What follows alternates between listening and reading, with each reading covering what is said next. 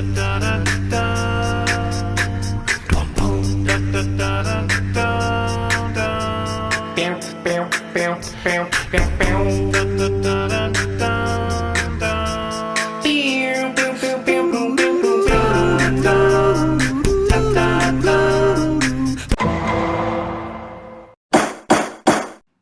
to another episode of Rap in Order. I'm First Class Regg. I'm Taurian B.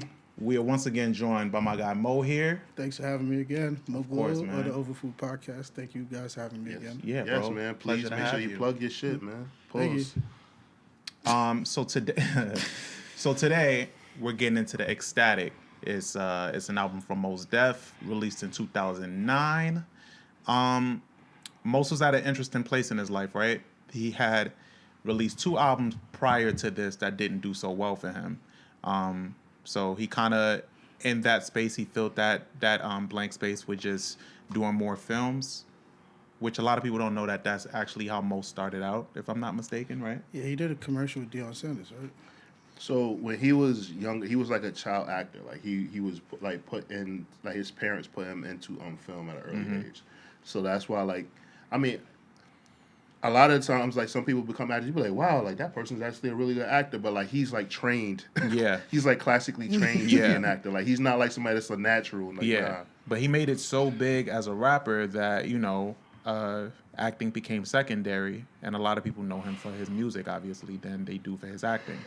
But he's done some great movies, too. But this album in particular was special for a lot of reasons. He had production from Madlib on here. He had the Neptunes. He had Jay Dilla. He had Preservation, which is a frequent collaborator for him. Mr. Flash. And this album, pretty much, I like how he used this album. It was released independently through Downtown Records.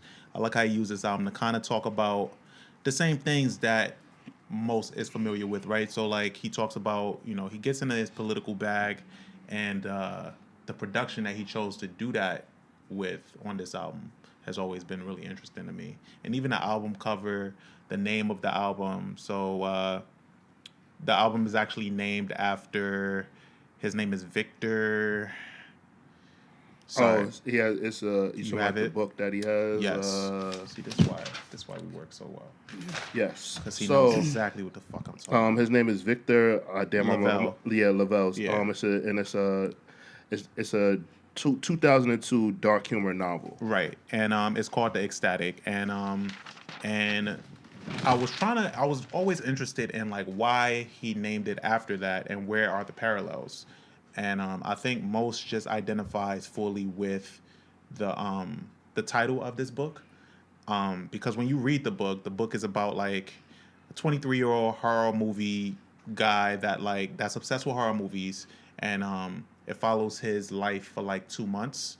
And it tells his life of, like, being schizophrenic and being a college dropout. And it's like, well, how does that really mirror Mos Def's life?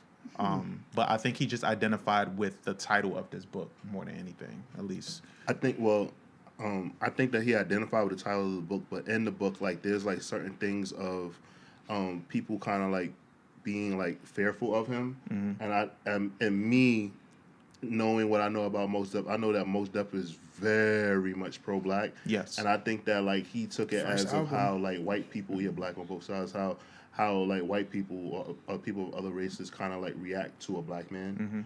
And, or, like, just, and I think, like, he kind of, like, in a cynic kind of way, kind of, like, finds humor in it. Yeah.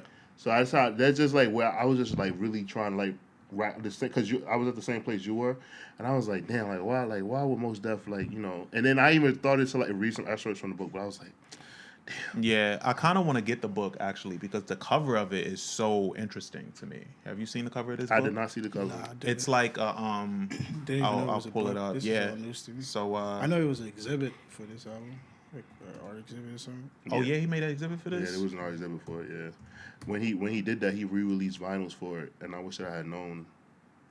It's a very interesting cover for a book. Look at this shit. right? I wonder why he didn't use that for the album cover. Yeah, it's fucking crazy. You want to know, that probably was his first choice. And they That were was like, scared. "You That was cannot scared do the shit this." out of somebody Yeah. out of your house. You see this on somebody. Yeah, I remember like my pops being like terrified seeing Nas and the End album with the slave whips. Oh yeah, He's like, why yeah. would that nigga do that? Yeah, why would he do that? Oh fucking Nas. Yeah. But yeah, so this album came out at a very interesting time when Mos Def as a rapper, well, formerly known as Mos Def, Yasiin Bey, when as a rapper he was looked at in a very different. People still didn't know what to make of Mos Def, and I think a lot of people still to this day don't know what to make of Mos Def as a rapper. Like they respect him, but they don't really do deep dives on his work. So this album, Mos is on record of saying that he wanted to offer listeners sincere, uninhibited observations about life and love, some truth and positive, heart lift, without the need for club songs. And I think when you listen to this album, I think he did that because it's still groovy. It has a groove to it, but there's a lot of influence of jazz and poetry and blues and even Spanish music. And so all the things that he's into, he found a way to like kind of make it into this presentation. True. And make it as digestible as he could. I really, really hope that Mos Def and Quincy Jones cross. Well, I know they've crossed paths, but I really hope that they work together. Quincy Jones has like a very avid love for Brazilian music, and there's like that joke like where he's like, "You listen to Brazilian music?" Like just changing the topic on shit. But like, like Mos Def is kind of like very, very like he has like a very vast knowledge of music, and if you listen to like some of the samples that he uses, or if you watch some of his interviews and the things that he talks about, him and Quincy Jones, I would just love for them to just get into like a zone, and maybe like they just need like a couple days or whatever like that. Quincy's a lot older now, so Quincy kind of like his time is like limited, but like I really would like to see what they could create together. When I listened to this album, it kind of like made me think of that because like I felt that that Mos felt like if he didn't do what he did with this project, he probably wouldn't have been able to make it on Raucous. And I think that was like a big problem for him as well, if I'm not mistaken. Like the reason why like he didn't put this album out on Raucous was because like, I think they kind of like they wouldn't accept this album, so that's why he went off and did it with another label, right? I want to say you're right. I don't remember in particular. I just know this album was his first like independent album, and that could be for that reason. But yeah, I think you're right. Because they were promoting this album like a couple months before the initial date, and I think Raucous wasn't like ready to put it out. So he just like went about his own way. And this album, like a lot of Mos Def's career, like this album was received well, but it didn't do well numbers wise. I think to this date it sold maybe like 170,000. I think True Magic is the one that did did awful. That did awful. Because like this album was like his redemption album. Yeah, it was. I mean, it was his redemption album. It was his redemption album sound wise, and because a lot of people didn't like what was it? Was it The New Danger? Yeah. Yeah. A lot of people didn't like that one. I almost referred. It's shocking to hear that because I like that album. Yeah, a lot of people didn't like The New Beggar is like Danger. a song that I go back to a lot. So like that's what I'm saying. Like a lot of people don't really know what to make of Mos. Like I feel like he has this air to him where people know that feel like they're supposed to love him. It's like Andre 3000. But they don't do the work yet. But okay, we'll get to that later because I do want to bring up a question on that. But they're both well respected in their space, and like whenever they do something, like a true fan of his is going to tap into it. Yeah, but I feel like Andre's respected and beloved way more than Mos Def. Well, I think that's because like Andre kind of like played the game a lot longer than Mos Def did. Yeah. So when Andre stepped away from music, we were able to miss him. With Mos Def comes off like the angry black man. You can see that in a lot of his interviews. So he's always been like anti everything, and like he's already like kind of like been like on edge with like the big corporations and things like that. And that's why like he was like, all right, you know what, fuck music, I'm gonna go into acting. He got into acting and realized like, oh, this shit is the same. Mm-hmm. Fuck it, like I'm just gonna leave the country. Like he just was over it. He did. And I think he got a world passport. I just think that the reason why we didn't get why Mos Def isn't as beloved as he could be is because he just couldn't stand to play the game long enough, and he's just one of those people. Like right now, he's talking about making the second Black Star album with Tyler Kweli. Yeah, and I just saw that report. And he just and he was just on Tyler Kweli's podcast, and he basically told the fans like, you will get the album when it's ready. And when you get it, you will love it. And he said, if you really fuck with it, you'll go out and buy it. Like everybody keeps saying what they want from me, and like I'm not yours. Like I'm not your puppet. Like I'm an artist, and this is why most people that don't make music never understand this shit. Yeah. And I just realized that like he's just at a point where like he doesn't like it to be felt like he's doing anyone because someone told him to do it. He's very, very strong on doing it because I want to. And it's special. Artists like that are special because when they move on their own accord. You usually get really good product from them because there's no pressure. Yeah. I kind of wish an artist like not in the same element, but not even the same element of talent. But I wish Drake held back his music more and didn't release every year. A guy like that, like he has to be seen. He has to be seen. No, I get it, but I'm saying like I know exactly being what you mean. Being seen and coming out every year, you kind of sacrifice your art because. That turnaround time is so quick. You don't have time to really make reflective music. Drake is a pop star, bro. But he is a pop star. Yeah. But you want to know what's crazy? I'm not even going to say that because Justin Timberlake don't make albums every year. Mm-hmm. And he, like, isn't that funny? Mm-hmm. If you think about it? Justin Timberlake is, I don't got nothing bad to say. I'm just saying, some people will argue that Justin Timberlake was like the biggest pop star for like years. And like, he only has 3 solo albums. Mm-hmm. Like. Yeah, but those 3 solos did a lot. I didn't say that they didn't. What I'm saying is just that like the point that I'm making, Eli, is that Drake has to put out an album every year because like he like basically like there's like a worry that like if he doesn't like he'll be forgotten or someone else will come and take his place.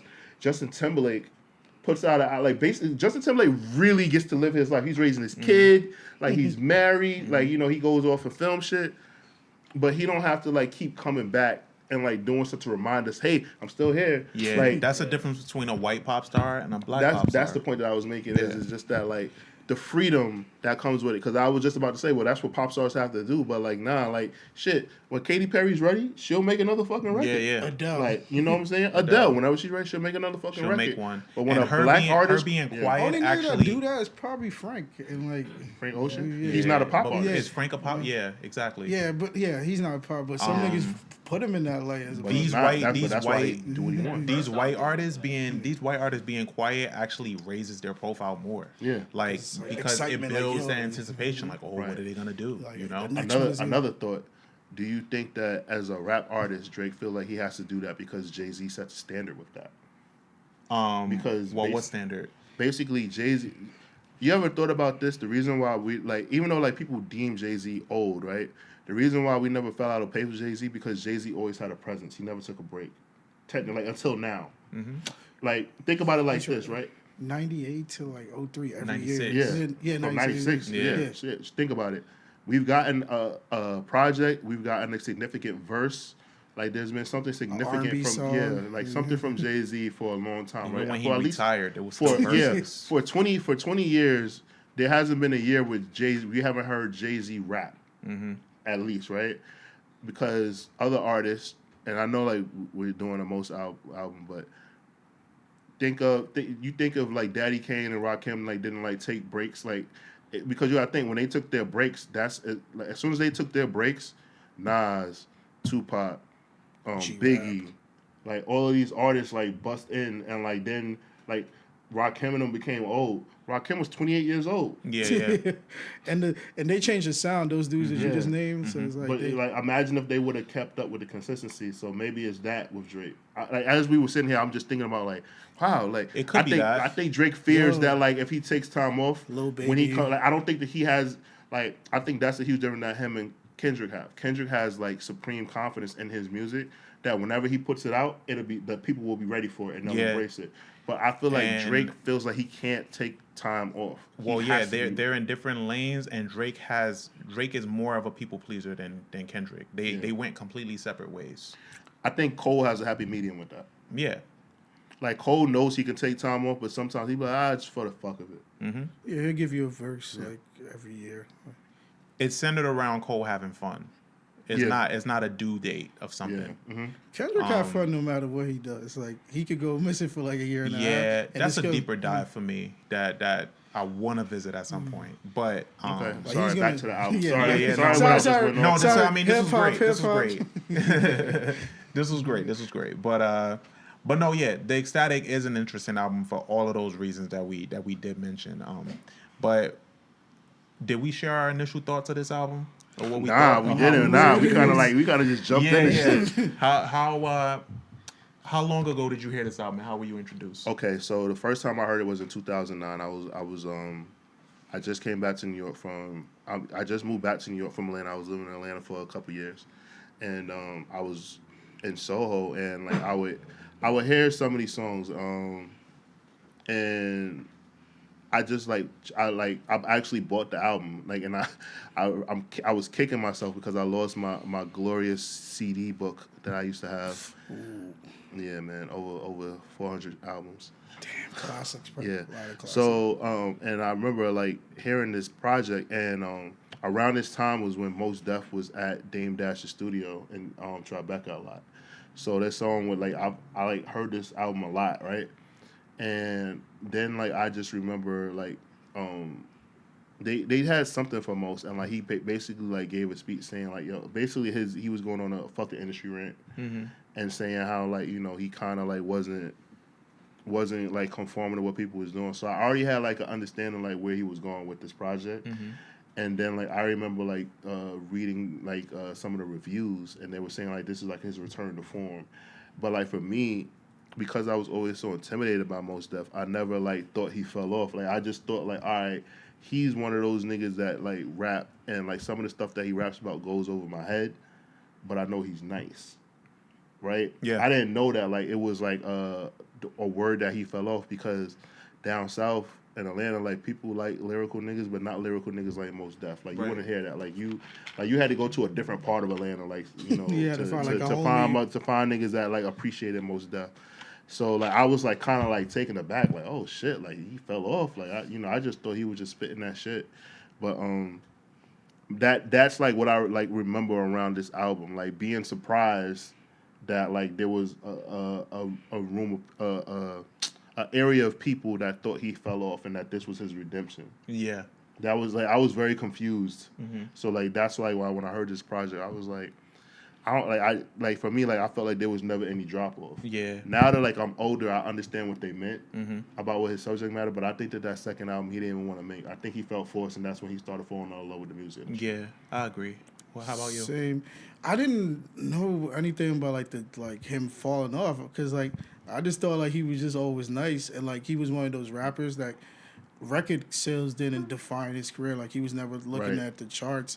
So like when I remember like reading an article on Hot New Hip Hop saying Mos Def Redemption album when this came out, like they did like their review about it, and I was like, okay, like when did Mos Def fall? I just always thought he was just super lyrical, and it was shit, like Taurian said, he just said shit I did not understand, but I would nod my head because hey, nigga's nice. Like it's his presence on songs, it's his voice, it's his delivery that like really sells it.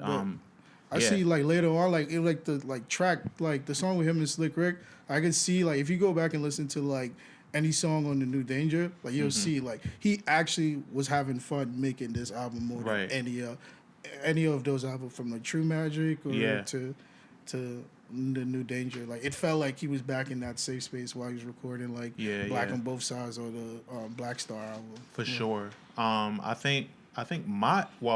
remember my exact introduction to this album. It was actually Eli that put me onto this album. Shout out Eli. We were on the train. I don't know where we were going.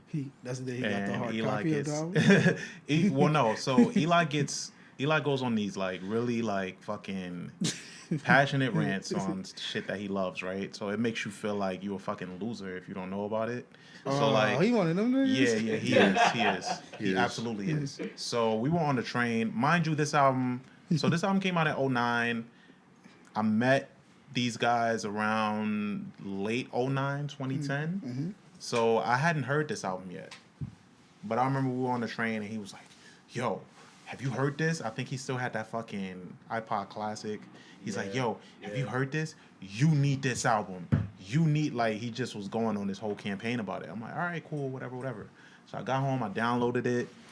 I got into it, and I'm like, yo, like, this is really dope. I mean, the aesthetic of this album, the presentation of it, the album cover, like, everything about it, the production, all of it hit to me. And like you guys, I didn't recognize a fall off for Mos Def because he was just always one of those artists I just respected. So I didn't see it at all. But when you go back and you listen to Black on Both Sides, and then you listen to The New Danger, and then you listen to, what was the other one that you said? True Magic. You listen to those and you listen to this, there's a vast difference in all of his shit. So from that time, I've always respected this album. But we can actually get into the album itself. I like when Mos Def sings on some of his songs. When he what? When he sings, he's not like the best. I like when he sings. It's kind of like, I mean, I like when Kanye sings too. He's not the best singer. I love when he says. Yeah. I like Brown Skin Lady. Yeah, he really did still. Yeah. He's a talented dude. Like he is, man. So this album kicks off with Super Magic. It's produced by Oh No. How we feeling? Like powerful opener. It's one of those projects that this song really like stood out to me. Obviously, he opens with a speech, Malcolm X. Yep. Yeah. And like obviously it is already drawing your attention.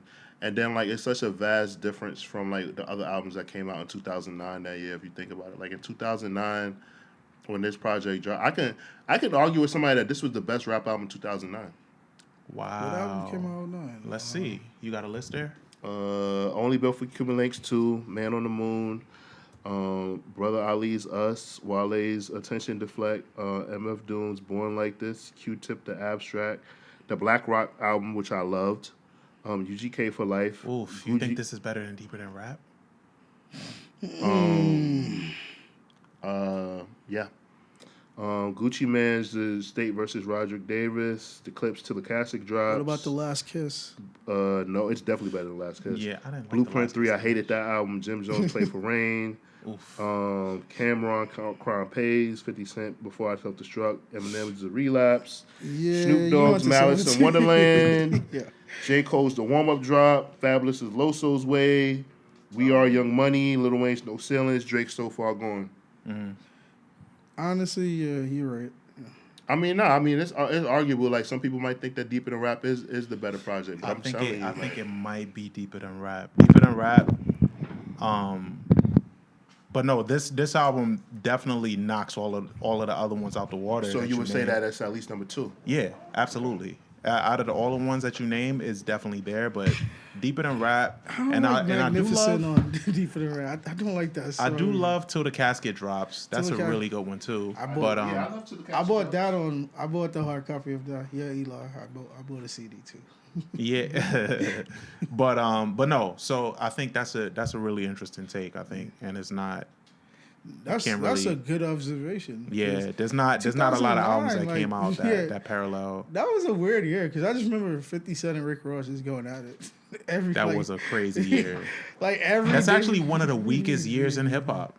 Yep. Yeah, because 2010, like everything just sparked. We got Monster Mondays, Good Fridays. Ooh, Monster Monday. Nobody ever talks about Monster Mondays. Yo, that was a thing for me, bro. Yeah, you remember the Transporter? Rick Ross? Nah, yo, there was a lot of shit. That was a great year. 2010 was definitely a redemption year for hip hop. Yeah, it was. But no, Super Magic, like Taurian was saying, is a really strong opener. You got that Malcolm X speech that opens it, so you already know like the type of bag we about to get into. The beat was good too. Yeah, he's talking about the government treatment of minority groups. Like he's just only most could rap about shit like this and like make you be in tune with it, you know, because his delivery is always amazing.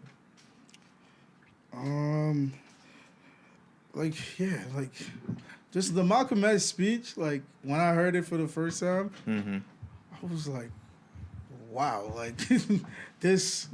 I was fairly young, so like I'm like, where are we going with this? And then like the beat. Then the beat dropped, and then then the beat drop, and then it's like, oh, this sounds like Mos Def just rapping, talking his shit like he normally does. Yeah. So that's why, like, reading those articles, I was like, where did Mos Def where did he fall off? He stayed like, in that pocket. But then you see why, like I said, he was having fun recording this whole album. Like every song, like it sounded like a breath of fresh air to him. Like he was rapping with a purpose in a sense. Like he was rapping like he was trying to get a new deal in a sense. Yeah, for real. I mean, and he was entering a new deal. Yeah. At that time too. Cause like Rawkus and Geffen was on this. They were together. Like they were like under each other. I might be wrong, right? No, they were. Yeah. Rawkus Records. But yeah, from Super Magic takes us into Twilight Speedball, which is fucking produced by the Neptunes. Shout out Chad Hugo, man. Like I know we give Pharrell like all his flowers, which he deserved, but Chad Hugo has been a major part like Pharrell's career that people don't like to make mention. But Chad Hugo did a lot like in the Neptunes. Yeah, like, this isn't like your. I think Pharrell gets a lot because he's more known. He obviously, he's the face. And he wants. He's the face, and he's more known. You know, I understand that. And his production, though, the 3 count, or is it 4 count?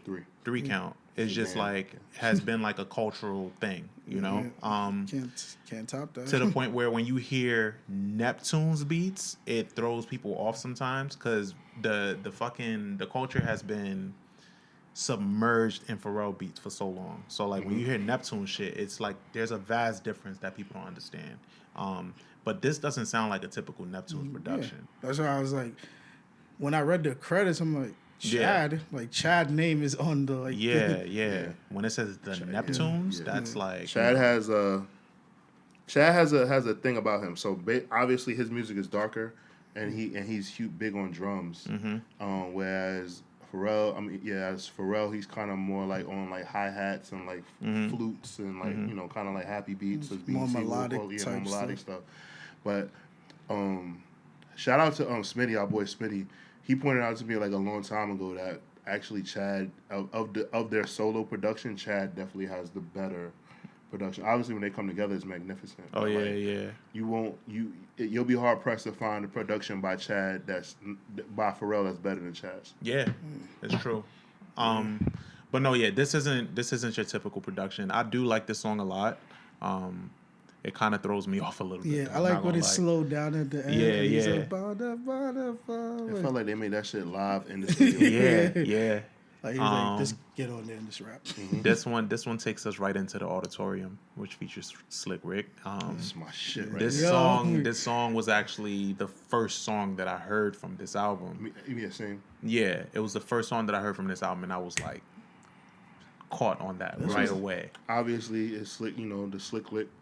Hearing that Slick Rick is doing anything, you know, rapping wise, like you're just like gonna lock into it. Any hip hop fans, yeah. You click it. The production is just it's produced by Madlib. If I didn't say that, oh my goodness, like it's so fucking good. Like just the subject matter of this song with that production, it just does, like the way it merges is incredible. Like Slick Rick is still like, you know, one of the greatest storytellers in hip hop, right? And he shows that here. And every time you hear Slick Rick, it sounds like he just like is like Slick Rick from the 80s. Like, he doesn't sound dated or and like he's always it's always authentic, man. I wish he never went to jail, because if he didn't like go to jail, I actually think that like he's held like even like higher regard than he already is. Like he gets the respect that he deserves, but he if he puts out another album that follows up the Adventures of Slick Rick. Actually, I want to do that album. Which one? Oh, the great. Yeah. I'll be down for that. I want to do that album. That's a good one. Sarah mentioned that one time while we haven't done it, and I just said because y'all don't like albums from the '80s. I put it on y'all. I didn't say I don't like. I don't like. Yeah, it's hard to get y'all. That's a fire album cover too. Like that. Yeah. That's a really good. Iconic. But that's an album that's like thoroughly enjoyed, I think, by like everyone, right? Yeah. But yeah, Auditorium is dope. Hearing them like spar and go back and forth is dope. And you know, like Slick Rick is like most rappers like idols. So like getting him on there is like a blessing to them and everything like that. So yeah, it's definitely like it's like me and like a basketball player, me and Michael Jordan, like oh shit, like right. I want most to. I would like for most to work with more artists that like we wouldn't expect. Like I would love to hear him and Ghostface Killer record a record together because I think that would be really good. Ooh, damn, Ghost is like my top 5. Yeah, like because he's nice, like and he's so Brooklyn. Mm-hmm. Like and that's what people love about him too. Yeah, he's such like and I'm not talking about. I don't know, like everybody has like different like understandings of Brooklyn. So my understanding of Brooklyn more along the lines of like dudes like Mos Def that are like super pro black, militant, like kind of got like an eccentric kind of like style to them and everything like that. Like they wear dashikis and shit. Like obviously like I know like to me like Brownsville is like a whole nother world. So like I got like relatives that are like from that area and stuff like that. But just like overall Brooklyn, like they're the kind of dudes that like just chill on the block and just like a very knowledgeable. Like it's like to me every Brooklyn dude is like out of like a Spike Lee movie or some shit like that. If that makes sense to you, if you watch a lot of Spike Lee movies, definitely you know what I mean. Like they like jazz, definitely a do the right thing. Like Spike Lee, like you know what I'm saying. Like they like jazz. They always talk about like the Brooklyn Dodgers coming back to New York. Shit Mos like Def that. in a Spike Lee movie will probably be fire. Yeah. Even him like, spearheading a Spike Lee movie would be amazing. And like Brooklyn cats, like if you're not from Brooklyn, like they gonna let you know. So bad, yeah, probably. But I think that would be so fire. Him and Ghostface would be a being good the song. star of it. Yeah. Him and Ghostface on that because the storytelling on that song. Man, I would love for Mos Def and Ghostface to record it. Like some people say, like him and Andre 3000. I'm like, yeah, that would be dope.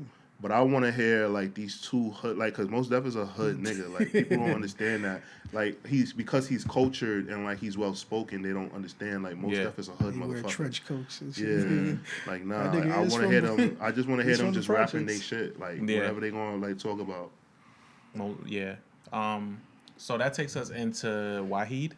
It's produced by Madlib as well. 2 back-to-back beats from Madlib. How we feeling?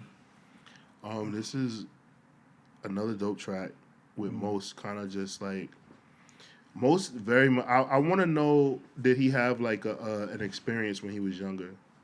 Because like I get it. Sometimes like you have certain things to talk about, but a lot of his songs like he's talking about certain things. And I'm like, damn, like did he have like a bad experience or like is he just angry?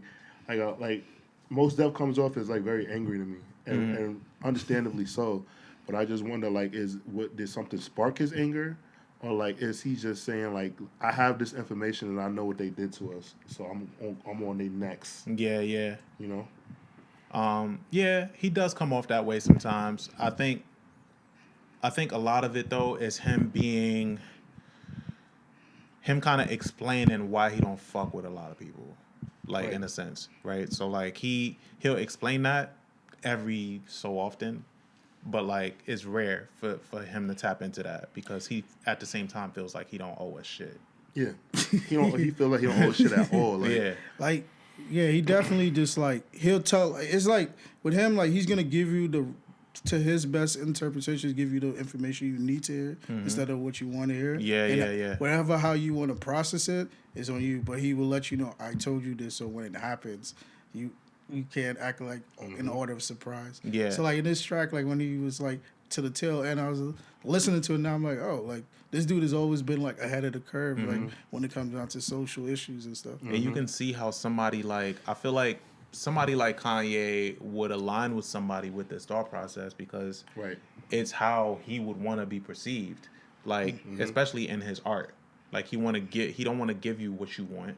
He want to give you what he wants, and he wants you to just take it and shut the fuck up. Yeah, So I definitely see that on my especially on my revisit. Kanye absolutely like envies Mos too, like because like Mos is so free. Yeah, and I think that Kanye wishes that he can do because you got to think like Mos has like a lot of opinions on things, and he absolutely hates white people. So he always has something like bad to say about white people, right?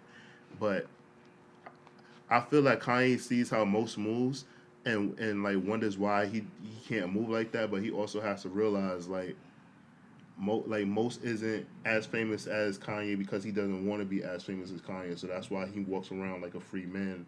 Versus with Kanye, Like we don't know what Mos Def kids look like. Mos Def got mad kids. Mos Def got mad kids. Like you know what I'm saying. Like we don't know like what the women that he deal with. You know like there's rumors. I know the Beyonce rumors and everything, y'all. But like we don't know nothing about Mos Def life besides that he makes music and he acts from time to time. Yeah. And he don't like white people. Like, And he got a world passport. That's the only thing I know. Yeah, that's it. That's swag. That song leads us into Priority, which might be one of my favorite songs on this album. It's produced by DJ Preservation, frequent collaborator of his. This song is amazing. He doesn't even curse on this song. It's short, it's sweet. Clocks in at under 3 minutes. It's so like peaceful. It's such a peaceful rap. But he sounds so fucking good on this beat. And it's so simple. And it's so positive. It's just like, he starts the song off, peace before everything, God before everything, love before anything, real before everything. Like, he gets in his pocket on this, and he stays in that, he stays in that bag the whole song. It's just so fucking good. Said it. Yeah, like I didn't even notice he cursed because it was like the song was so fluid that I was like, he said when he says biatch, like if you want to count that, but he doesn't curse on this song. It's just so fluent. But I guess if we want to just get into the next one, if y'all have anything, okay. Quiet Dog Bite Hard is the next one, produced again by DJ Preservation. Quiet Dog Bite Hard is another track where I'm just like, damn, like, I keep like realizing like, the more as I listen to this album, it made me think about, remember that viral video that he had, and he was like outside of a stadium with a group of niggas, and he was like, yo, like I want to battle Jay-Z. Oh yeah, and he's like, I would have battled all the niggas. Yeah, if y'all say y'all top 5, y'all better than K and all them battle. Yeah, and like he like said like I'm gonna get Lupe Fiasco. Like he called out his 5 the niggas that he was gonna get. He was like, I guarantee you we'll body those niggas. And it's funny because like I think like all the attention that he got from that shit, like that's like a part of the reason why he was like, yo, fuck America, yo, like I'm just tired of this shit. Like I'm just saying, like I remember that, these niggas, and he said that he was like, and Jay-Z, no, like like he said, I know, Jigga, like you can rap, but can you rap for me? Yeah, bang to the boogie. I love that confidence. I don't know. Whenever I hear some like, as I listen to this album, it was like when I was taking my notes, it was less that I had to say about the subject matter and more of me just asking myself, like, damn, like, there was another thought that I had. So you know how like on Eminem's song "Till I Collapse" when he lists off his top 10, like imagine if he mentioned Mos Def's name, would that make a difference? Because I felt that a lot of people didn't start talking about Andre 3000 until that time when like people knew that Andre 3000 was nice, but when Eminem named him. You're right. A lot of people put stock into Eminem's top 10. So do you think like if he mentioned Mos Def? I think so. I think a lot of people, because I think Redman got a lot of fans from him mentioning him, and a lot of people check for Redman, and everything that Eminem touched in that time frame turned to fucking diamond. Yeah. Or mentioned. It's just something that I just think about because I'm just like was making music. Like as I listen to this album, I swear to God, all I did was just compare him to other rappers. I'm sorry. I did it, Reg.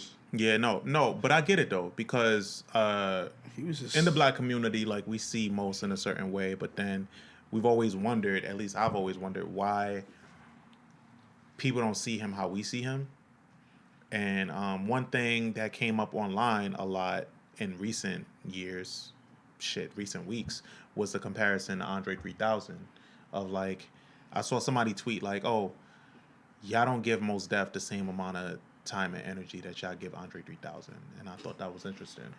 It's a reason for that, though. I don't think there is a reason for that. Right? No, he don't give a fuck. Yeah, Mos Def don't care, but the reason for that is Andre don't care either. Andre was a part of a group that crossed over and became like they're a hip hop group, but they became a pop group.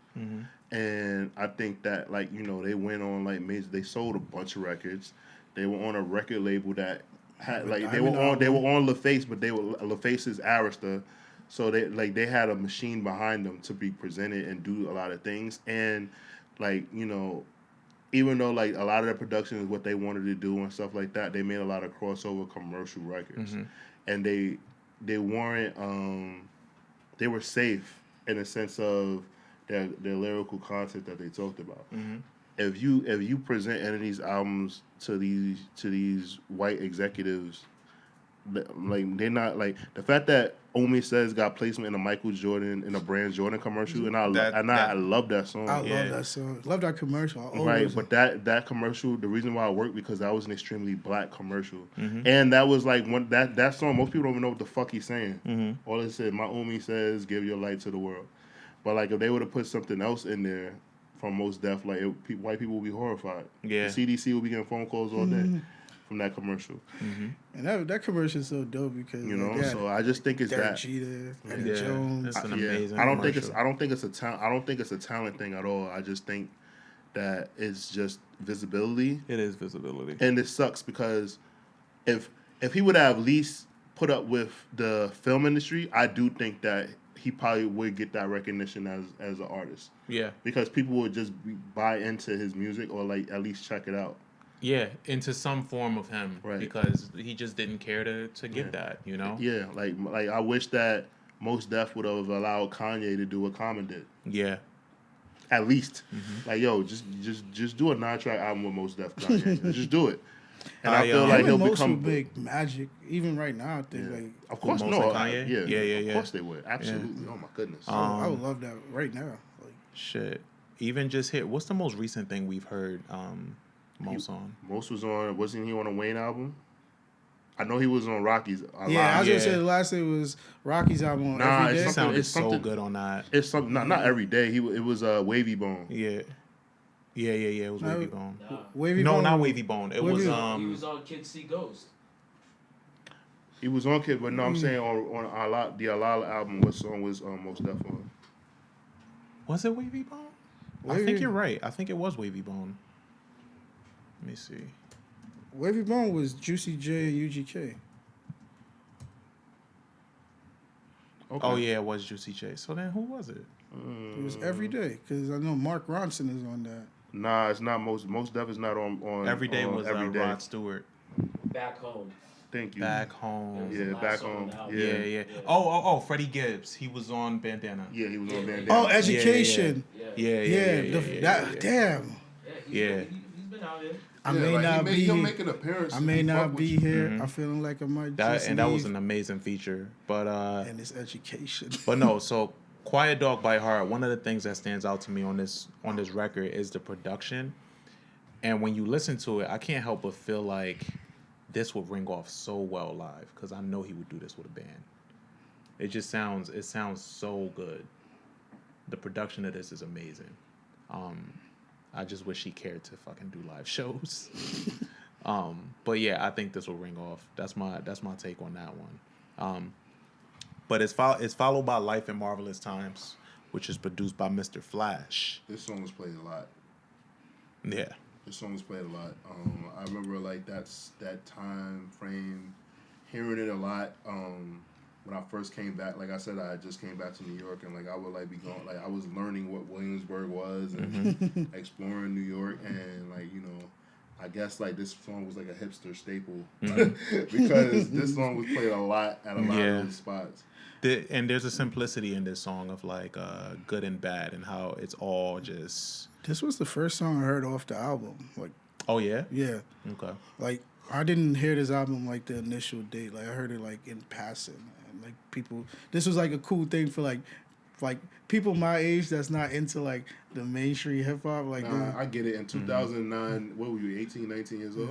I was 17. You was 17. I wouldn't think 17-year-old Mo Glow. Mo with the glow was listening to this. Yeah, like all like the homies that's like they would be like, yeah, you not up on what I'm listening to. Like they would like bring this up, and I'm like, oh, okay. Oh yeah, the nigga that's very intelligent. Pretty much. Yeah. Pretty much. Yeah, like yeah. I understand what Torian said. Like Mos Def has said a lot of things that like, yo, kind of Mos Def he has a lot of fans that are elitists. There are a lot of those rappers, right, that have like elitist fans, like MF Doom and Lupe. Lupe has those too.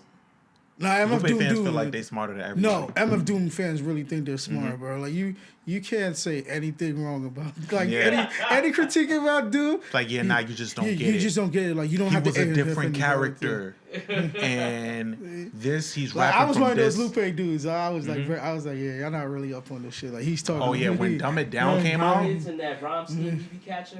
When Dumb It Down came out, niggas was in their bag. I thought I was a college professor explaining Dumb It Down to niggas. I was like, you're not up on this. I'm like, yo, we not doing this mainstream shit right now, nigga. We listen to real hip hop. Nigga, you better get your backpack. Like, yeah. And then follow the wave. And then Lupe dropped Laser. And I was like, that was it. I was like, bro, I still fuck with you, but we off this for a little bit. Yeah, I'm like, you and Trey songs together, bad mix. Yeah. That one Lupe mixtape that he dropped, Enemy of the State. Oh, that was my shit. I like Food and Liquor too, but like, a lot of people don't like that. You like Food and Liquor too? Yeah. Yeah, it's an audience for everybody. Food and Liquor 2 was solid. Yeah. But I did a write up on that. Remember? No, that was on Lasers. Oh, that was Lasers. Yeah. Maybe. So The Embassy is the on next Lasers? song. I shitted on Lasers. Everyone shitted on it. But he got Grammy nominated for Laser. He did. And he hates that album. And he hates that shit. fucking album to this day. The Embassy is the next song on this album, and it's produced by Mr. Flash and, of course, Yasiin Bey himself.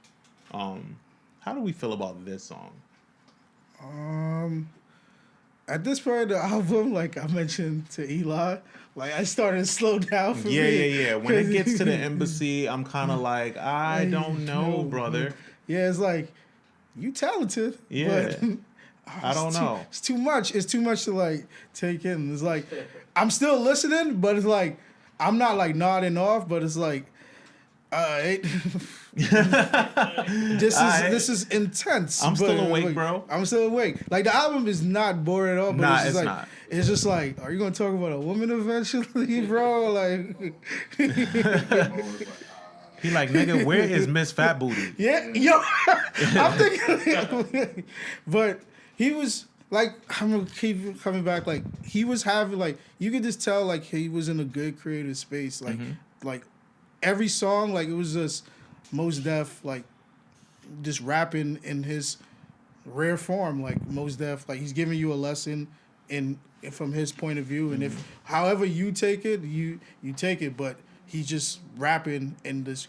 Like Mos Def is like a reporter. All rappers are like a reporter in a sense. So that nigga is not rapping for us. He rapping for himself. Yeah. That's the big difference between Mighty Mos and the rest. Yeah. So next we have our Spanish cut. No, I don't even. I skipped this Can song. you? I'm sorry, I skipped Spanish person. Can you say? Can you pronounce this? Can you pronounce the song? I think, if I'm not mistaken, I think he's talking about. No, can you pronounce the name of the song? Oh. I just don't want to butcher it. You can't. Ladies and gentlemen, we have a person. We have a man of a Latin descent. 100%. He is 100% Puerto Rican. What did you say it was? No hide mas. No hide mas. No, nada mas. Yeah, no, not. Well, yeah, whatever. He said, yeah, that's what I said. Yeah, no, nada mas. But yes, which means there is nothing else, is what it translates to. That's what it translates to, and I do like this song. It's not bad, but I like this song. I didn't understand. I couldn't understand it. I tried to do some research as to what this meant. All I found was the translation of the title, and I was I like, didn't even do that. I was just like, next song. Yeah. You take copy and paste it and put it in translate. You right? I just next song. I was like, I love you, Mos. Next song. Okay. He said, he starts off with "Good afternoon, Flacco. They call me Flacco, but my first name is Yasiin Dante. The last name is Bey." That's like the translation, right? Of introducing himself. But it's a very smooth song nonetheless. You don't even have to know what this shit means. Quincy Jones absolutely appreciates this shit, though. Oh yeah, he would. Brazilian music. He would. He loved hearing Quincy Jones talk about Brazilian music is mad funny. Protect Quincy Jones at all costs. At all man. costs. Like, He said in that put him in GQ. fucking bubble wrap. He said in that GQ interview he gonna live till he's 118, and I believe him. I believe him. I really do believe him. Quincy, like Larry, in every genre of music, Quincy Jones has contributed to something. Like, oh yeah, every the fucking goat. He made a hip hop album. Like, He made a whole rap album. I love when he had shitted on the Beatles. One and only. Oh, yeah, I love when he shitted on the fucking goat, bro. My pops love Quincy Jones. It's like his favorite. But yeah, so it follows up with Pistola follows up, and it's produced by Onel. It's another Spanish cut. I love the placement of this song because the last one, it just flows. Yeah, simultaneously. And the title, which means handgun. I like it. What do you feel? It was better than the previous song. It was better. Yeah. I look at this one kind of like a metaphor, in a sense, like with him talking about it being about a gun, right? And then him talking, kind of like describing like some gangster shit going on. I looked at it like he was trying to give a metaphor. Like I said before, Mos is a very intelligent man, and certain shit will go with some people's heads. But that's what I think he was getting for. So when I listen to Mos's music, like I try to like catch the double entendres and like what he's doing, because he's also a very rhythmic person. Like I think that Mos could dance his ass off. He just strikes me as a person that has a lot of rhythm. So I just feel that like whenever he lot of hats, like he does a lot. Oh, for sure, for sure. This song is followed by Pretty Dancer. Pretty Dancer is produced by Madlib. Pick your song for the for the ladies you said you was looking for. Yeah, that's what I was. I was like, when we get to that song. And I also think that is very cool that like on the song that we were referring to that he did on A$AP Rocky's Allah, like Rocky announces him, he says like Pretty Flacco Sir, no Pretty Flacco Senior. Yeah. Like he's letting it be known like where he got the name from. And to think that like A$AP Rocky was bumping Mos Def back in the day is actually really fucking cool. Yeah. Rocky he's big on hip hop. Yeah, he has a very unconventional taste from what you would take. I feel like what you would expect. Yeah, it's not what you would expect from Rocky to be into, I don't think. Or you would assume, like, a lot of people would just assume that. Oh, okay, like, this is like what Rocky thinks about music, or like what he listens to, but like, nah, he actually has a very like large like him actually being starstruck when he met Rakim because he's named after him. Yeah. And like being starstruck when he met him was like, I thought, always a cool story. Yeah. He said his mom, like Rakim signed, his mom signed a pamper for him and shit. That's dope. Oh, that's crazy. I didn't know that. Yeah, when he spoke. That's dope. Yeah. What follows up that song is Workers' Comp. It's produced by Mr. Flash. How you feel? This is the part when I was like, when I told you like checking out? Yeah, that's what I checked. And I know Eli's gonna be mad, but I started checking it out. Let Eli be mad. He ain't on this episode. But yeah, I was like checking out, but like it still had like good, like the music was still getting better, but it was like it was just too much for me. Like listening to now, like I think it's just because like the age I'm at now. I don't want to listen to that much songs on the album anymore. Like, I feel like 10, 12 is good enough for me. And I think it's crazy because when did that become the standard for you? Because for me, I know the exact album that it became a standard for me. For me, I would like to say like 2017. It became like a thing for me. Like okay. Because I was like heavy, like 18 tracks. We gonna get 18, at least 15 fire ones or like 14, but. After I listened to More Life, I was like, yo, we're good on like all these fucking songs on one album. For me, it was 2010. It was Teflon Don. Teflon Don was 11 songs, and I was like, wow, this ain't so bad. At first, I was like, 11, but then like that song completely switched my palette of like intake. What was the most tracks for you, T, on the album? I'm old, y'all, so I always thought that niggas was putting too many tracks on their albums, but I just gave up. Like, so we gotta understand, like, for me, I've always thought that Illmatic is the perfect rap album. So, like, I always felt that, like, rappers, like, added extra music for no reason, and, like, for fillers. But then, like, I learned that, like, they put extra songs on it so they can get, like, more money. Like, because, like, each album, they only ask, like, if I'm not mistaken, that like labels, they only ask for 10 to 12 songs on an album, right? Oh. But then when you put extra tracks on there, you get more money. So that's why rappers will put more songs. Yeah. Because it would be like a way for them to get more money. It was especially nowadays with streaming. Yeah, shout out to double disc albums back in the day. It was a trick for them to do that. So for a long time, I was just like, damn, like the reason why like there aren't like I don't call a lot of albums classic. So the reason why I used to always think to myself like the reason why we don't have a lot of classic albums because niggas putting all these fucking songs ruining their albums. Like like they basically sabotaging themselves. Yeah, because after like track 12, I was always more intrigued with shorter albums because I was like, all right, give me the best. Give me the best of what you got, and I'm cool with that. Also, rappers don't set out to make classic albums anymore. I think it's a money game now, more than anything. Yeah, man. Shout out to Chris Brown. Even though I know he's not a rapper, he's an R&B singer. Chris Brown said, "Yo, you know what? I'm gonna make so much music and put it on one album that this shit is gonna just break streaming records." Him and Justin Bieber. That nigga put 45 songs on the album and told me it's not coke. Yeah. That's crazy. Nah, it's like even like one of my favorite albums of all time, which is The Main Ingredient by P Rock and CL Smooth. I go back and listen to that shit like at least like once a month. I'm like, bro, they really put all these fucking songs. Like, you didn't really need to like at least 5 of these songs. But I get why. Explaining like what Taurian just said makes sense. Like even like P Rock has like this subgroup called I and I is him and like 5. Why you said subpar group? When you meant that. You meant that. I did. Because all he needed was Rob O, bro. He didn't need all them extra niggas in I and I, bro. Like he.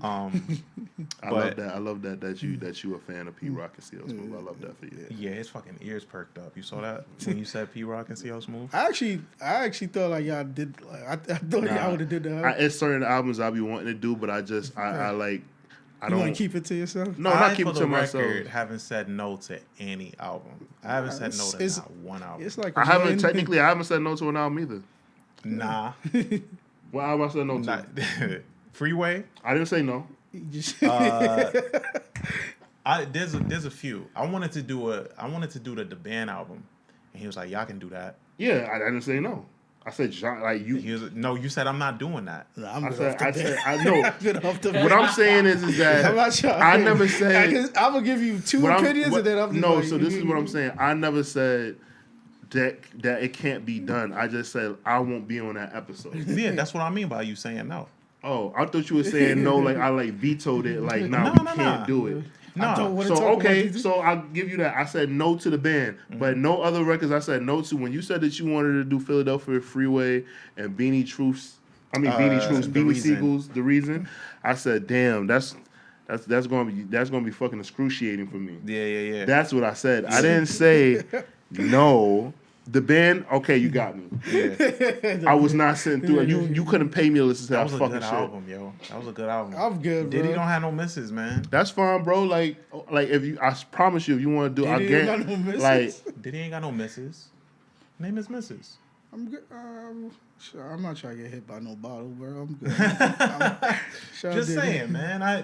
Diddy ain't got no misses. Any album that he stood behind was a good album. Yeah. Look into it. Right. But the Revelations is the next song, and it's produced by Madlib. Amazing song. Every amazing production. Mos Def song. Right? Because of the Chappelle special. This song, I was just about to say, this song got new legs because of the Chappelle special. The reason why I say that, because I remember when the special dropped, one of my coworkers, we went out to like brunch, and like he don't really listen to like this type of like hip hop lane, but like when I got in his car, he was playing it, and I was like, "Why are you playing this? Mm-hmm. Like we're about to go out." He's like, "Oh, this is a cool song. You don't know about Mos Def?" I said, "I know about Mos Def. You don't know. You don't know Mos Def. Don't disrespect me." And he was like, "Yeah, I heard it from the Chappelle show." I said, "Everybody heard it." Yeah. So this is like every hipster do like favorite Mos Def song. I love that Chappelle can do that for artists like Mos. That's his boy. It is dope. The song that follows this one is Roses, produced by Georgia and Muldrow. What's our thoughts?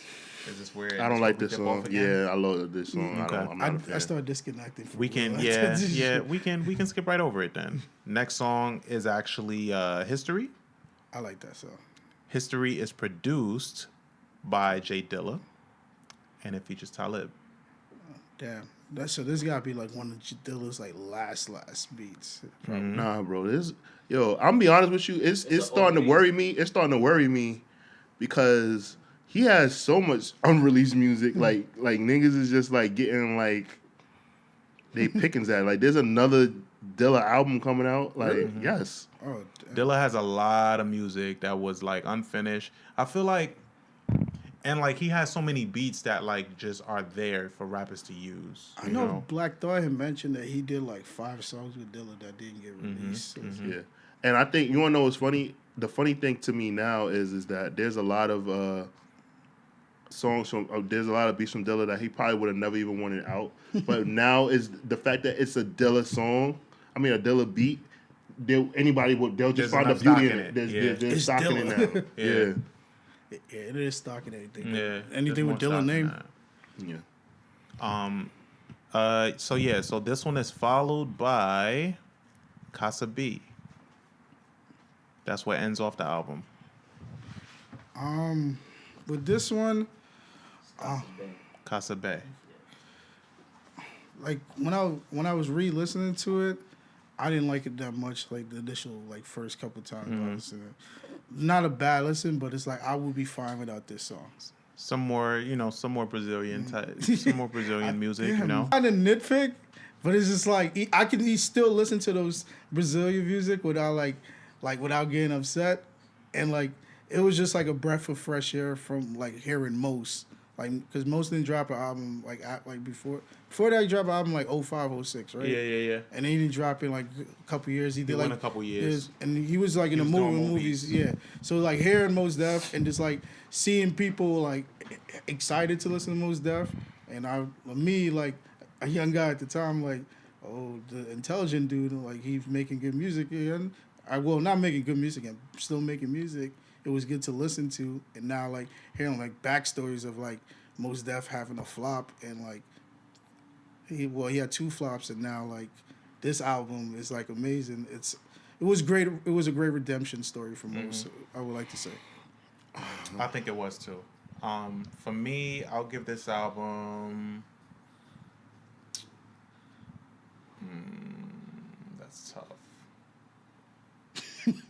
I'll give it a 3.5. Yeah, I'll give this album a 3.5. As much as the highlights on this album are really, really big for me. At the man for? my favorite Mos Def album is still Black on Both Sides. I got some great moments on this album, like I said, but it's one of those albums that I can nitpick.